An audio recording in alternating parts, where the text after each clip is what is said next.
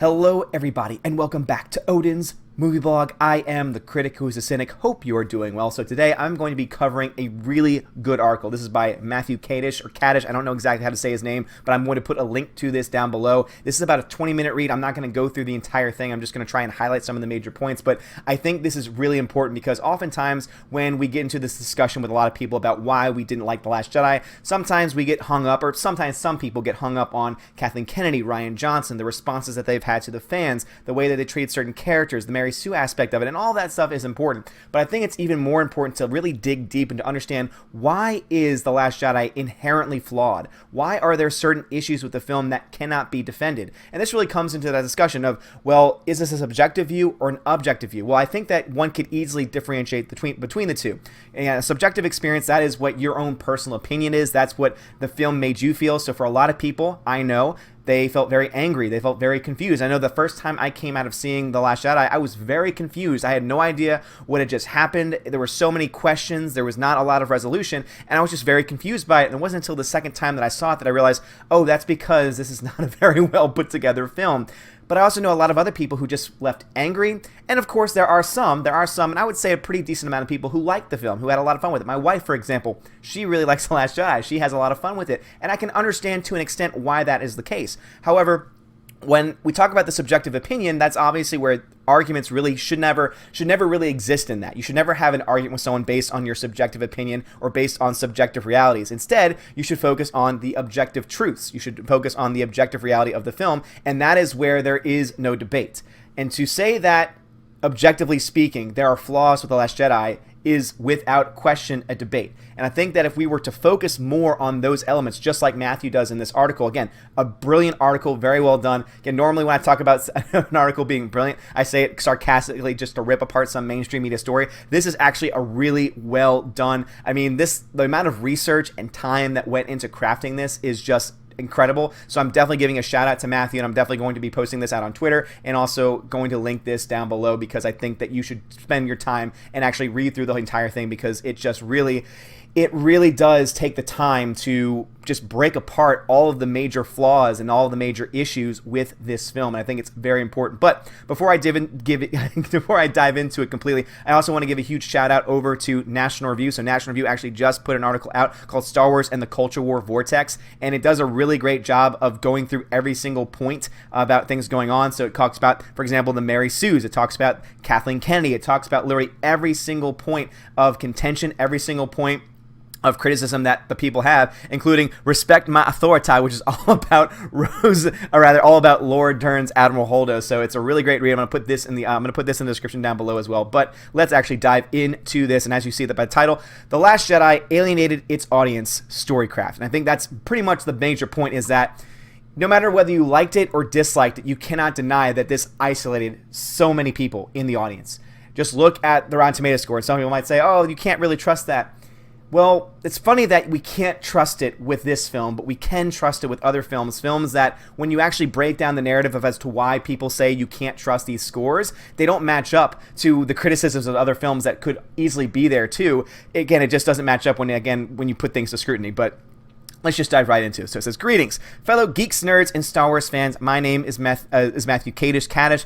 Again, Matthew, please correct me so that way I can pronounce your name correct in the future, because if you keep on putting articles like this, I mean, I'm going to try and shout you out as much as I can, and so I definitely want to be able to pronounce it correctly.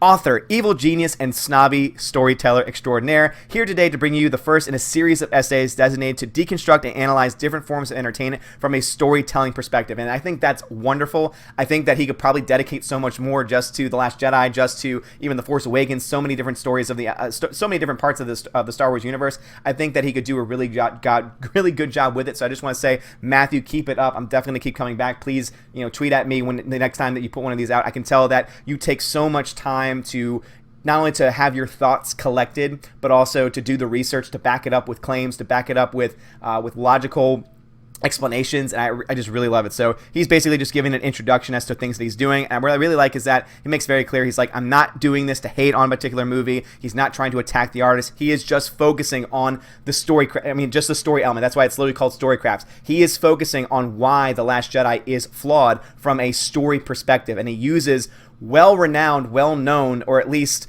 what used to be well known, what should be well known in the industry, at least something that I think Rian Johnson should know, or at least he should at least have known, but unfortunately it doesn't look like he did, about different parts of the overall story and the overall script and everything of that. So, starts off, losing your audience.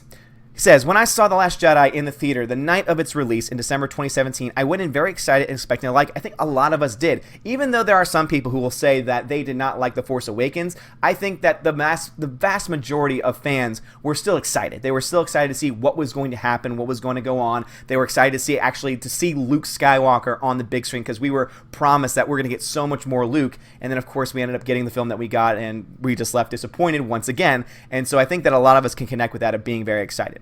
Mostly because I enjoyed his previous 2 films and the episodes of Breaking Bad he directed. Talking about Rian Johnson, I agree. I actually really like the movie Brick. I don't think Looper is as strong after a second viewing, but it's, again, still not a terrible film. Again, the Breaking Bad episodes he talks about are also very well directed, and I don't think anyone can question his direction or question his directing talent. It's his writing that really has the biggest problem. That's why he's going to focus mostly on why Rian Johnson's writing lacks so many different things. So as far as I'm concerned, despite a few misgivings about the early parts of the movie, I was actually enjoying The Last Jedi for roughly the first act of the film. Again, he says that going on just from there, he says, again, about 31 minutes into the film, that is when he started to see things going on. And the main scene that he's going to focus on for the remainder of this is the Space Leia scene, which I think that most people can say is the moment when people just checked out of the film. People just stopped paying attention. That's something that he goes into. He says that was the moment that he realized that there were people starting to check their watches. There were people starting to check their phones, just disengage them from the film. And he's going to break down why that is the case. What is it about that scene that actually led to that going on? So he starts off with the whole concept of suspension of disbelief and why it's important to maintain. The term suspension of disbelief has been defined as a willingness to suspend one's critical faculties and believe something is surreal. That's something that I feel like most people go into with a film. They go in, and if you're going to really enjoy it, I mean, for example, if you go into a space film, you kind of have to give up the fact that there are certain things they're going to do that are not realistic. There are certain things that would not work in today's world with the technology that we have. So you have to suspend your belief for a second so that way you can accept the reality that the film is presenting to you. And so I think that's a very important concept to introduce, because it is one part of the reason why the Space Leia scene in particular really broke a lot of people, and especially their concentration and their focus on the overall film. And it gives in, and this is the reason why I like this article so much, is because he says, the term was coined in 1817 by the poet and aesthetic philosopher Samuel Taylor Coleridge. So he goes into the history. He gives the people who created these terms why it's important. He gives the full explanation into it. Again, in other words, audiences are willing to sacrifice realism and logic for the sake of enjoyment. Again, that is what movies are meant to do. They are meant to be times when we just give up that little bit, especially when it comes to sci-fi films in particular. It's just when we give up an hour and 20, an hour 30, 2 hours, 2.5 hours of our life, of our time,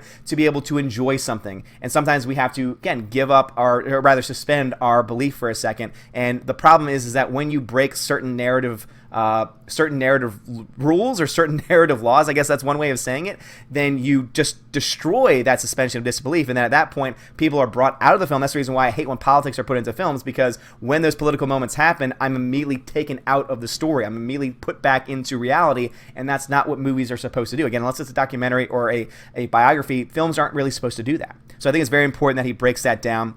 And he talks about why that's really important, why the suspension of disbelief is very, crucial to telling of the story. And again, I want you to read this all for yourself, so I'm not going to go through everything that he says because it's really important. He then goes on to talk about the Checkoff Principle. This is where I was really starting just to love this article so much more. I was already enjoying it, but this was like, man, this guy is diving deep. He is trying to show why this film is so deeply flawed from a philosophical level and also just from a purely narrative level. Again, totally from an objective standpoint.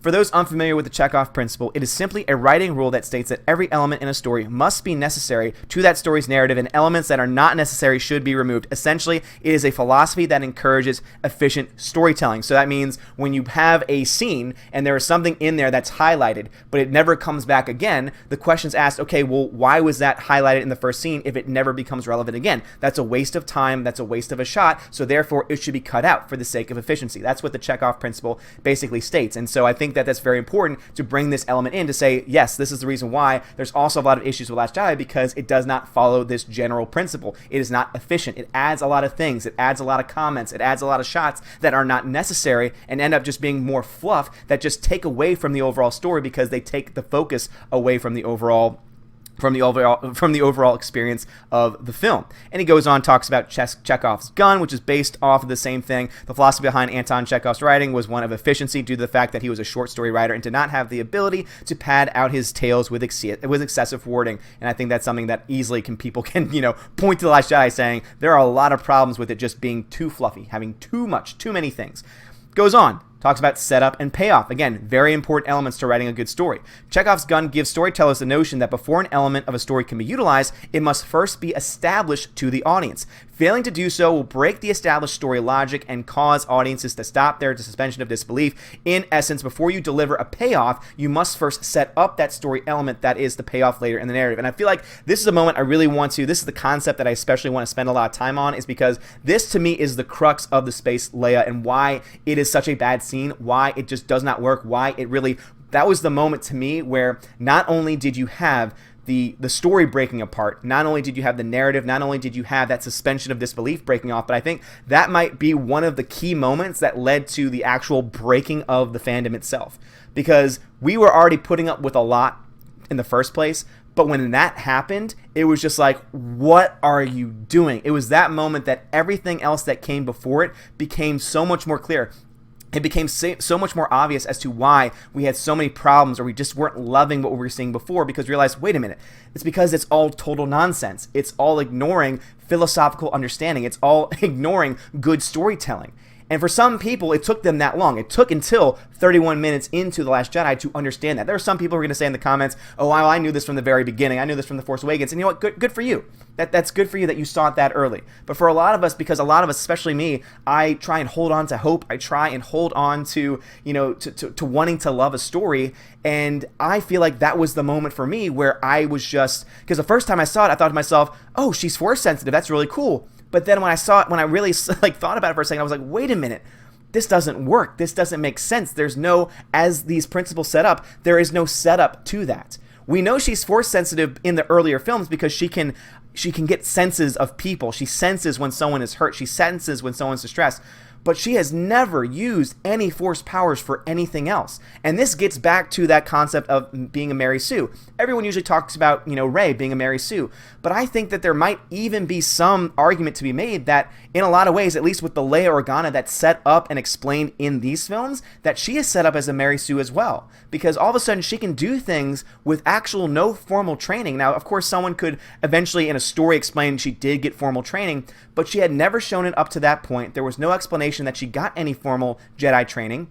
And so it again is hard for us to accept. It suspends our belief for a minute because, or rather for the rest of the film, because we cannot accept that anymore because it just doesn't make any sense. It was not established beforehand, and then it just was brought in. And this is also the last thing I want to talk about with this article, because I really do love the fact that this concept is being brought in, because I think it's very important, and that is the concept of Deus Ex Machina, or Deus Ex Machina, however he wants to pronounce it. But this is something that I think is very important. And so what this is what is called a Deus Ex Machina, which is a plot device whereby a seemingly unsolvable problem in a story is suddenly and abruptly resolved by an unexpected and seemingly unlikely occurrence.